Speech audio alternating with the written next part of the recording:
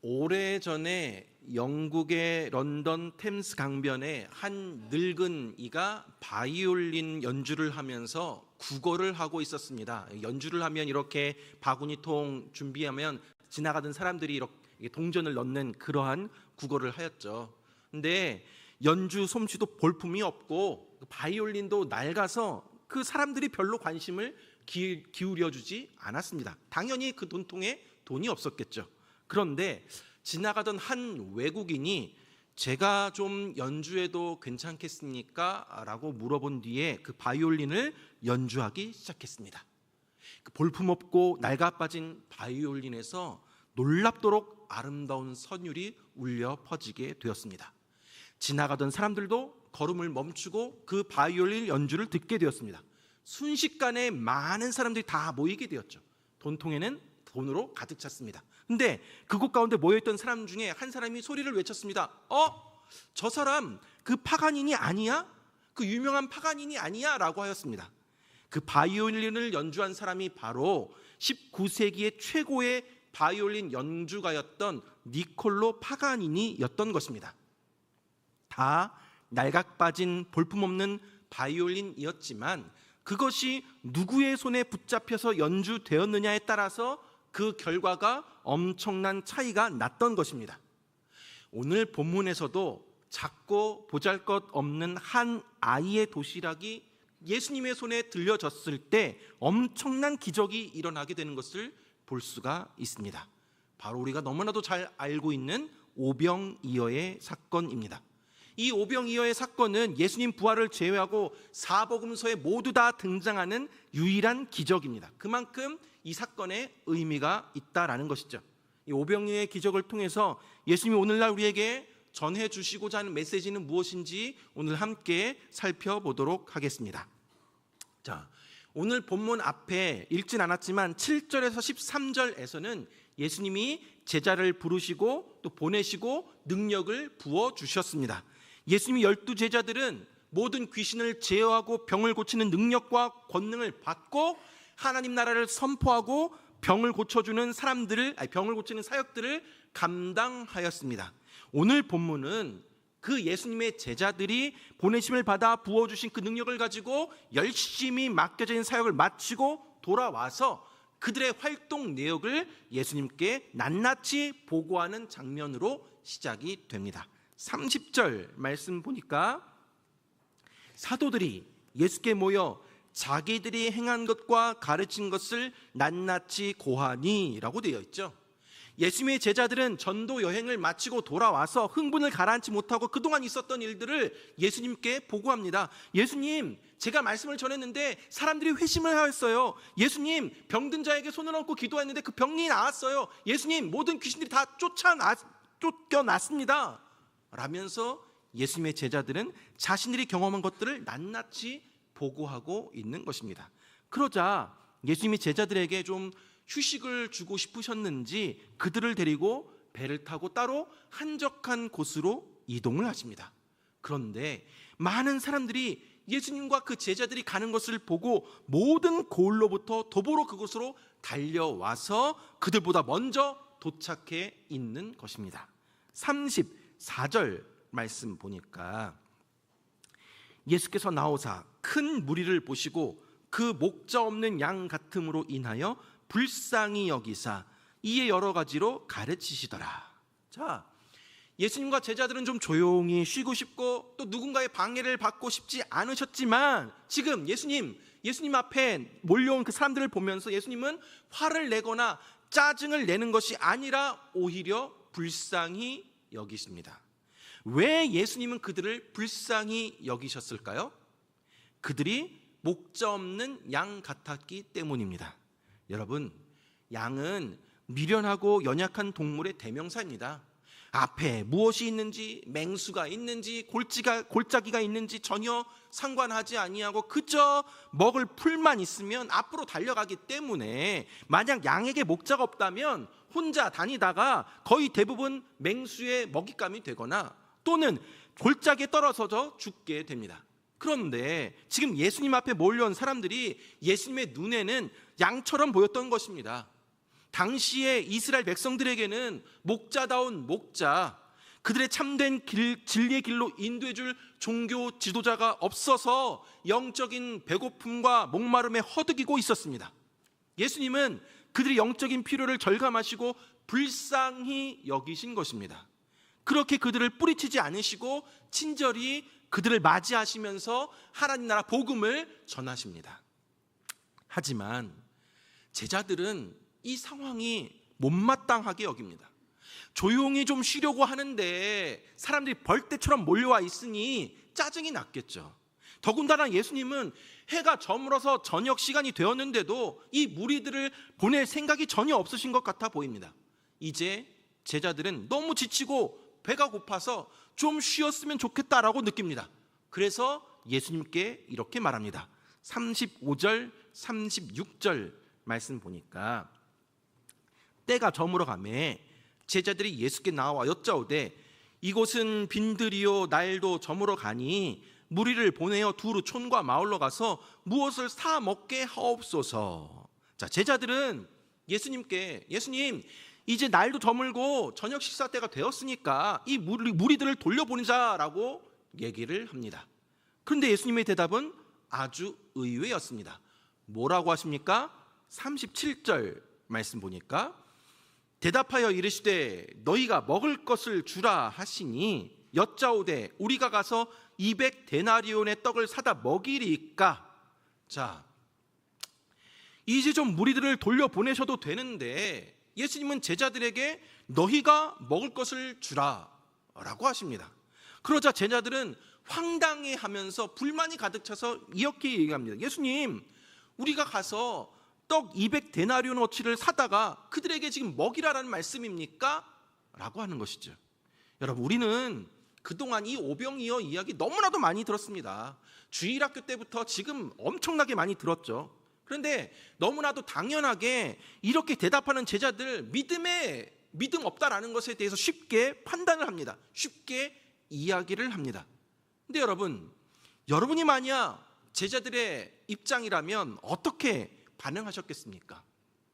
쉽게 예를 들면 이번에 새만금 세계 잼버리 대회가 폭염과 또 태풍으로 인해서 또 이런저런 변수 때문에 일정에 많은 차질이 있었습니다. 말도 많고 탈도 많았던 그 잼버리 대회가 상암 월드컵 경기장에서 K-팝 콘서트로 성황리에 마무리가 되었습니다. 참석 인원이 거의 4만 명 정도 되었습니다. 그런데 만약 담당자가 여러분에게 그날 그 시간에 공연도 늦게 끝나고 또 배도 고플 테니까 이 청소년들에게 먹을 것을 주십시오라고 하는 상황과 마찬가지입니다. 지금 당장 무슨 수로 그 수많은 사람들을 먹일 수가 있겠습니까? 오늘 본문에 빈들에 모여있는 무리들의 그 수는 남자만 5천 명 정도였고 여자와 아이들을 합치면 2만 명 정도 되는 사람이 모여 있습니다. 제자들은 지금 모여있는 사람들의 숫자와 그들에게 먹일 그러한 떡값을 머릿속으로 계산기 두드려 보니까 200데나리온의 돈을 산출하게 되었습니다. 200데나리온이라는 돈은 그 당시 노동자가 8개월 동안 일해야 벌 수 있는 엄청난 돈의 액수입니다. 지금 그 엄청난 돈을 어디서 구할 수가 있겠습니까? 이런 빈들에서 그만한 돈을 구하는 것은 불가능합니다. 그러니 당연하게 지극히 상식적인 대답을 제자들이 하고 있는 것이죠. 그러자 예수님이 제자들에게 말씀하십니다. 38절 말씀 보니까 이르시되 너에게 떡 몇 개가 있는지 가서 보라 하시니 알아보고 이르되 떡 5개와 물고기 2마리가 있더이다 하거늘 이라고 되어 있습니다. 예수님은 지금 제자들이 가지고 있는 음식이나 돈이 어느 정도인지를 알고 있으셨을 것입니다. 아무리 그들이 가지고 있는 거 다 동원해도 지금 모여있는 그 무리들을 먹일 만큼 그 200데나리온의 떡을 사다 먹일 수 없다는 것을 이미 예수님도 알고 계셨을 것입니다. 그렇다면 왜 예수님께서는 제자들이 이들을 먹일 수 없다는 것을 아시면서도 이들에게 먹을 것을 주라라고 명령하셨을까요? 왜 예수님은 너에게 떡 몇 개가 있는지 가서 보라라고 하신 것일까요? 그것은 바로 제자들의 태도와 반응을 보고 싶으셨기 때문입니다. 여러분, 오늘 본문 속의 제자들을 보십시오. 이 제자들이 지금 어떠한 제자들입니까? 방금 전까지 무슨 일이 있었습니까? 방금 전까지 이 제자들은 예수님이 부르시고 보내주시고 부어주신 그 능력을 가지고 돌아다니면서 살아있는 하나님의 그 기적들을 직접 경험하고 온 제자들입니다. 병도 고쳤고 귀신도 내쫓고 복음을 전할 때 회심하는 역사도 많이 경험했던 사람들입니다. 그런데 그 제자들이 지금 돌아와서 눈앞에 답이 없어 보이는 현실의 상황 속에서 하나님의 능력을 의지하는 것이 아니라 자신들의 머릿속 계산기를 의지하는 것입니다. 그래서 지극히 현실적인 답을 내놓죠. 예수님, 우리에게는 200데나리온의 떡이 없습니다. 우리는 그저 떡 5개, 물고기 2마리밖에 없습니다. 방법이 없습니다. 제자들은 도저히 불가능한 일이라며 결론을 내립니다. 그러나 예수님은 너희가 가지고 있는 것이 무엇인지 보라라고 하십니다. 지금 너희에게 필요한 것은 돈이 아니라 너희에게 있는 것을 가져오라라는 것입니다. 사랑하는 여러분, 우리가 어려움을 당할 경우에 대부분 내가 할 수 없는 것 때문에, 내가 가지고 있지 않은 것 때문에 낙심할 때가 많이 있습니다. 그러나 어려움이나 문제에 직면했을 때 자꾸 못한다거나 없는 것이나 불가능하다라는 것에 초점을 맞추는 것이 아니라 내가 지금 이 상황에서 할 수 있는 것이 무엇인지, 지금 나에게 가지고 있는 것이 무엇인지 찾아야 합니다. 그런데 우리가 가서 아무리 찾아봐도 자기가 가진 것이 별것이 아니라고 느껴질 수가 있습니다. 떡 5개와 물고기 2마리 뿐일 수도 있습니다. 내가 가진 것이 너무나도 보잘것없고 힘이 너무 미약하다고 느낄 수 있습니다. 이 어려운 문제를 해결함에 있어서 내가 가진 것으로는 도저히 해결될 수 없다라고 느낄 수가 있습니다. 그럴 때 포기하거나 관두고 싶은 마음이 들게 됩니다. 에이씨, 집어치우자. 지금 이것 갖고 도대체 뭘 할 수가 있냐? 내가 가진 거 이것밖에 없는데 뭘 할 수가 있는가? 라는 마음이 들기도 합니다. 예수님의 제자 안드레도 동일한 생각을 가졌습니다. 오늘 본문과 동일한 병행 본문인 요한복음 6장 8절에서 9절 말씀 보면 이렇게 나와 있습니다. 제자 중 하나 곧 시몬 베드로의 형제 안드레가 예수께 여짜오되 여기 한 아이가 있어 보리떡 5개와 물고기 2마리를 가지고 있나이다. 그러나 그것이 이 많은 사람에게 얼마나 되겠사옵나이까? 주님, 지금 우리에게 있는 것은 보리떡 5개와 물고기 2마리 뿐입니다. 그런데 겨우 이것 가지고 어디에 쓰겠습니까? 겨우 이것을 가지고 어떻게 큰 문제를 해결할 수가 있겠습니까? 라고 한 것입니다. 그러나 우리 눈에 아무리 작게 보일지라도, 우리가 생각하기에 아무리 별것 아닌 것처럼 보인다 할지라도 그것이 예수님의 손에 들려지면 어떤 일이 벌어질지 아무도 모르는 것입니다. 내가 가진 것이 별 볼 일 없다 하더라도, 아무리 작고 보잘것없는 것이라도 일단 그것이 주님의 손에 들어가기만 하면, 주님이 그것을 사용하시기만 하면 우리의 상식과 계산을 초월하는 엄청난 결과를 가지고 올 수 있다는 것을 믿으시기 바랍니다. 사랑하는 여러분, 우리 눈에는 보잘것없는 떡 5개와 물고기 2마리로 어떤 일이 벌어지게 됩니까?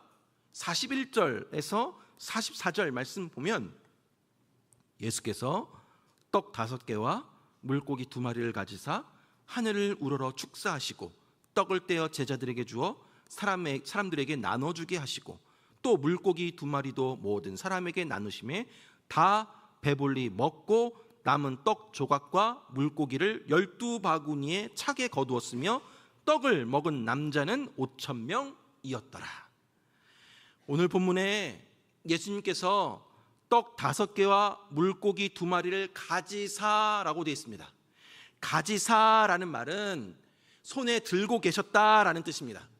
아무리 보잘것없어 보여도 주님의 손에 붙들리면 놀라운 역사가 일어날 수 있다라는 것입니다. 결국 제자들이 내놓은 이 떡 5개와 물고기 2마리가 예수님의 손에 들려지게 되었을 때에 남성만 5,000명이 넘는 그 무리들을 배불리 먹이시고도 12광주리가 남게 되었습니다. 사랑하는 여러분, 우린 다 미리 다 계산해보고 이해타산 다 따져보고 이것은 할 수 있고 저것은 할 수 없다라고 판단합니다. 또한 내가 가지고 있는 것이 너무 적고 초라해서 이걸로 뭘 하겠나 싶어 포기하기도 합니다.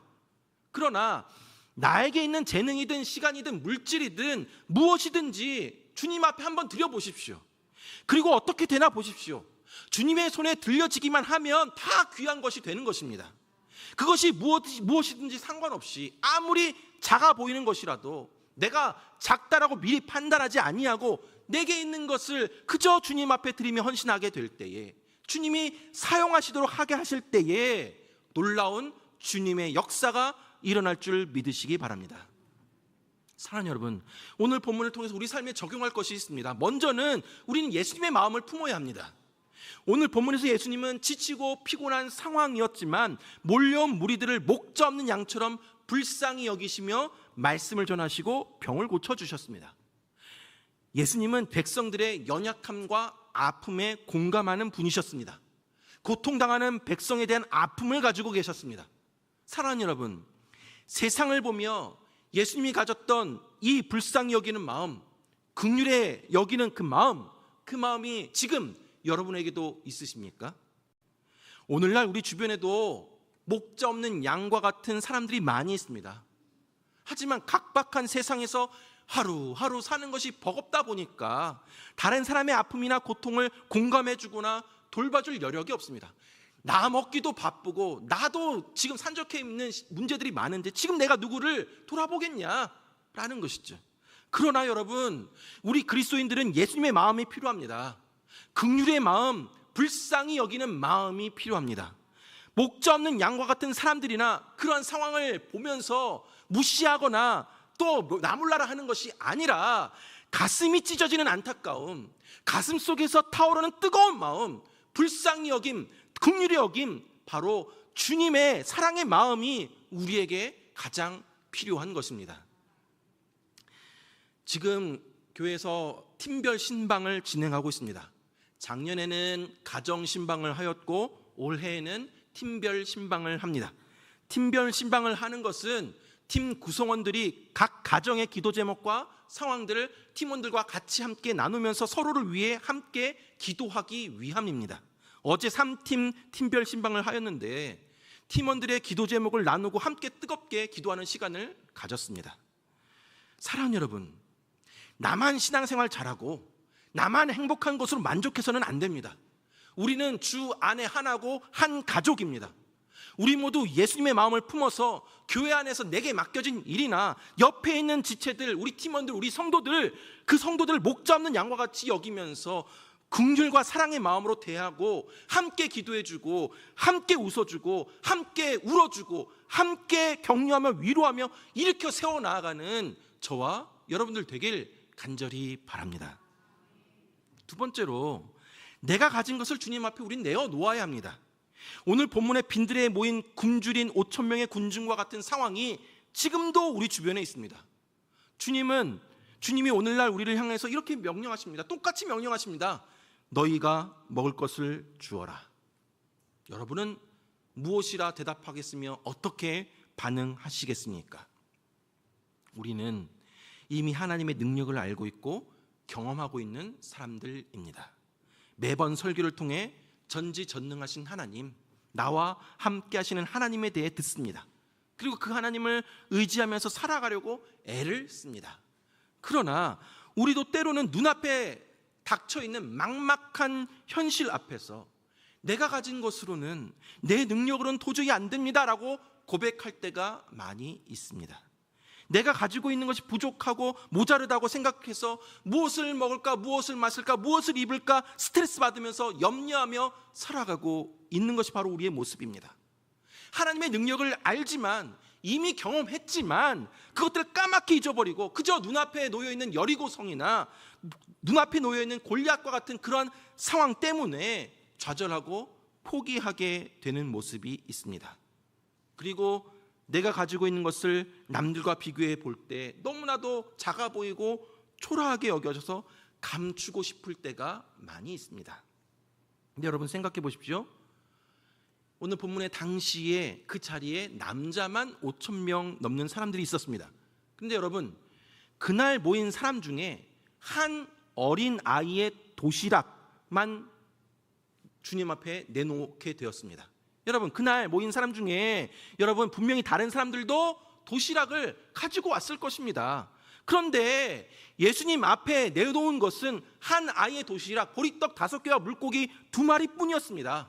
다른 사람들은 자신들의 도시락을 품고 있었지 내놓지는 않았습니다.